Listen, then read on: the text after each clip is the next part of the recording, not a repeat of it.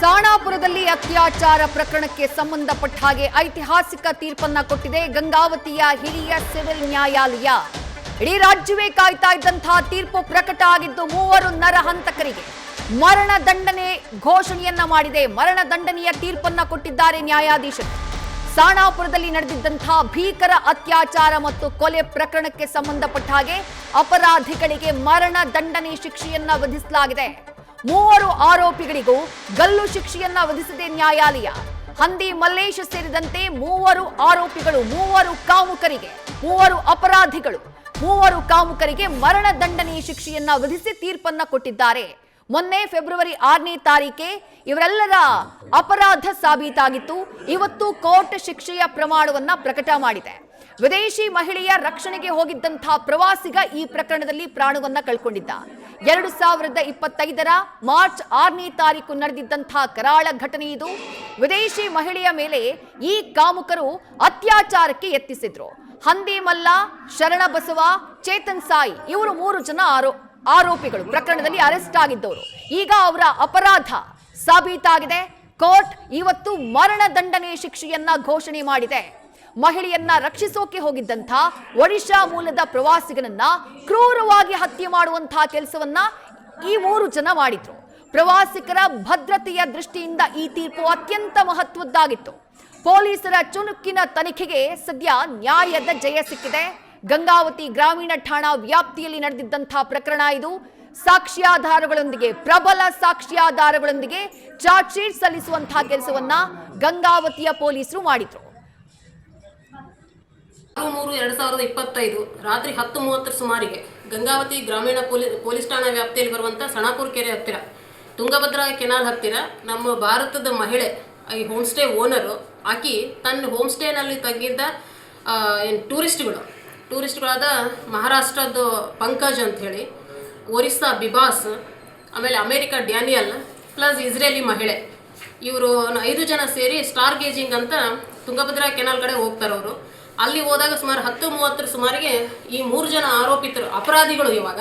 ಅಪರಾಧಿಗಳು motor cycle ಮೇಲೆ ಬಂದು ಅವ್ರ ಜೊತೆಗೆ ದುಡ್ಡಿನ ವಿಚಾರಕ್ಕೆ ಜಗಳ ಮಾಡ್ತಾರೆ. ಅವ್ರ ಜೊತೆಗೆ ಜಗಳ ತೆಗೆದು ದುಡ್ಡಿನದಾದಾಗ ಈ ಮಹಿಳೆಯರ ಮೇಲೆ ಅತ್ಯಾಚಾರ ಮಾಡ್ಬೇಕನ್ನೋ ಉದ್ದೇಶದಿಂದನೇ ನಮ್ಮ ಮಧ್ಯದಲ್ಲಿ ಬಂದಂಥ 3 ಜನ ಇವರೇನಿದ್ರು ಮೇಲ್ ಮೆಂಬರ್ಸ್, ಅವ್ರ ಟೂರಿಸ್ಟ್ಗಳನ್ನ ಅವ್ರನ್ನ ಕೆನಾಲಿಗೆ ತಳ್ತಾರೆ.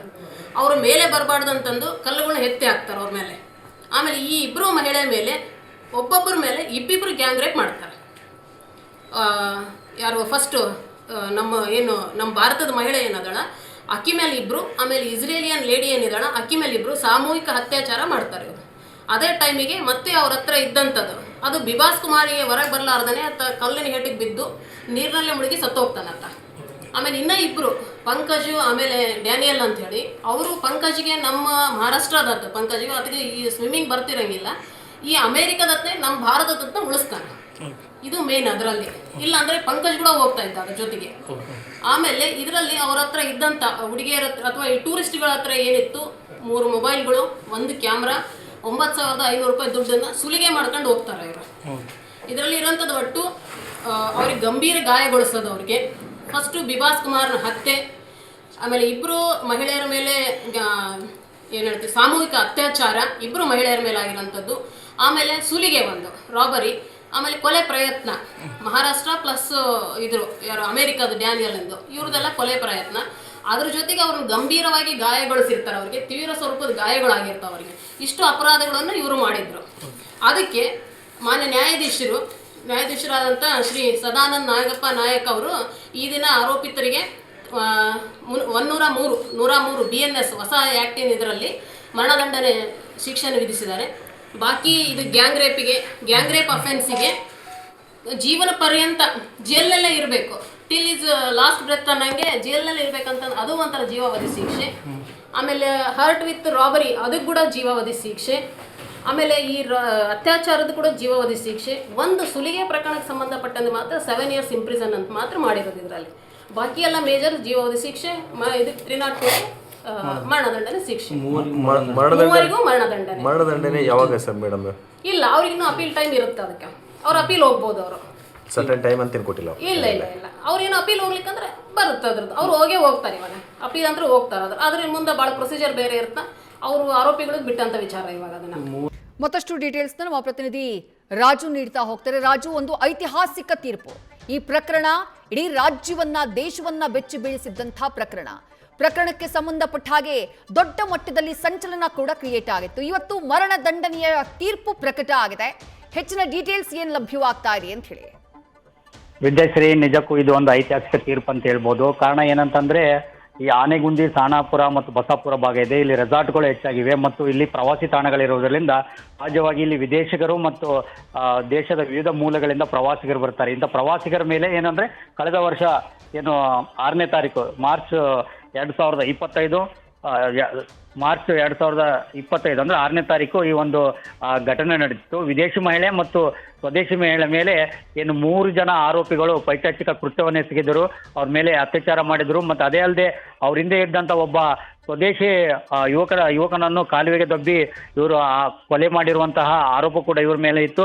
ಹಾಗಾಗಿ ಇವರನ್ನು ಬಂಧಿಸಿದಂಥ ಪೊಲೀಸರು ಇವರನ್ನು ನ್ಯಾಯಾಂಗ ಬಂಧನದಲ್ಲಿಟ್ಟಿದ್ರು. ಈಗ ನ್ಯಾಯಾಲಯ ಏನಂತಂದ್ರೆ ಒಂದು ಐತಿಹಾಸಿಕ ತೀರ್ಪನ್ನು ನೀಡಿರುವಂಥದ್ದು.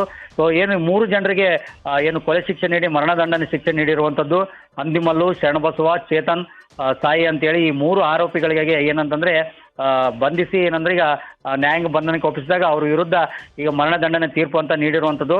ಇದು ಗಂಗಾವತಿ ಏನು ಜಿಲ್ಲಾ ನ್ಯಾಯಾಲಯ ಇದೆ, ಆ ಗಂಗಾವತಿ ಜಿಲ್ಲಾ ನ್ಯಾಯಾಲಯದಲ್ಲಿ ಈ ಒಂದು ಶಿಕ್ಷೆನ ಏನಂದ್ರೆ ಘೋಷಣೆ ಮಾಡಿರುವಂಥದ್ದು. ಹಾಗಾಗಿ ಏನಂತಂದ್ರೆ ಈಗ ಈ ಒಂದು 3 ಆರೋಪಿಗಳಿಗೆ ಮರಣದಂಡನೆ ಶಿಕ್ಷಣ ನೀಡುವ ಮೂಲಕ ತಕ್ಕ ಪಾಠ ಕಲಿಸಿರುವಂಥದ್ದು. ಕಾರಣ ಏನಂತಂದ್ರೆ ಈ ಭಾಗದಲ್ಲಿ ಗಂಗಾವತಿ ಮತ್ತು ಆನೆಗುಂದಿ, ಸಾಣಾಪುರ, ಬಸಾಪುರದಲ್ಲಿ ಏನು ಡ್ರಗ್ಸ್ ಮಾಫಿಯಾ ಅತ್ಯಂತ ದೊಡ್ಡ ಇರುವಂಥದ್ದು. ಈ ಡ್ರಗ್ಸ್ ಸೇವನೆ ಮಾಡುವ ಮೂಲಕ ಏನು ಬರುವಂಥ ಪ್ರವಾಸಿಗರಿಗೆ ಇಂಥ ಕಾಮಕರು ಕಿರಿಕಿರಿ ನೀಡುವಂಥದ್ದು, ಕಿರುಕುಳ ನೀಡಿರುವಂಥದ್ದು ಮತ್ತು ಅದೇ ರೀತಿ ಗಾಂಜಾಗಳನ್ನು ಸಪ್ಲೈ ಮಾಡುವಂಥ ಮತ್ತು ಗಾಂಜಾ ಸೇವನೆ ಮಾಡುವಂಥ ಕೆಲಸಗಳು ಹೆಚ್ಚಾಗ್ತಿರೋದ್ರಿಂದ ಈ ತೀರ್ಪು ನೀಡಿರೋದ್ರಿಂದ ಈ ರೀತಿ ಇರುವಂಥ ಆರೋಪಿಗಳಿಗೆ ಒಂದು ಭಯ ಕೂಡ ಹುಟ್ಟಿಸುವಂಥ ಕೆಲಸ ಇವತ್ತು ನ್ಯಾಯಾಲಯ ತೀರ್ಪು ನೀಡುವ ಮೂಲಕ ಮಾಡಿರುವಂಥದ್ದು. ಹಾಗಾಗಿ ಇವರು ವಿರುದ್ಧ ಏನಂತಂದ್ರೆ ಈಗ ಈ ನ್ಯಾಯಾಲಯ ತೀರ್ಪು ನೀಡಿರೋದ್ರಿಂದ ಈ 3 ಆರೋಪಿಗಳನ್ನು ಈಗಾಗಲೇ ಪೊಲೀಸರು ವಶಕ್ಕೆ ಪಡೆದು ಮತ್ತು ಏನು ಜೈಲಿಗೆ ಕಳಿಸುವಂತ ಕೆಲಸ ಮಾಡ್ತಿರುವಂಥದ್ದು. ವಿದ್ಯಾ, ಥ್ಯಾಂಕ್ ಯು ರಾಜು, ತಮ್ಮೆಲ್ಲ ಡೀಟೇಲ್ಸ್ಗೆ.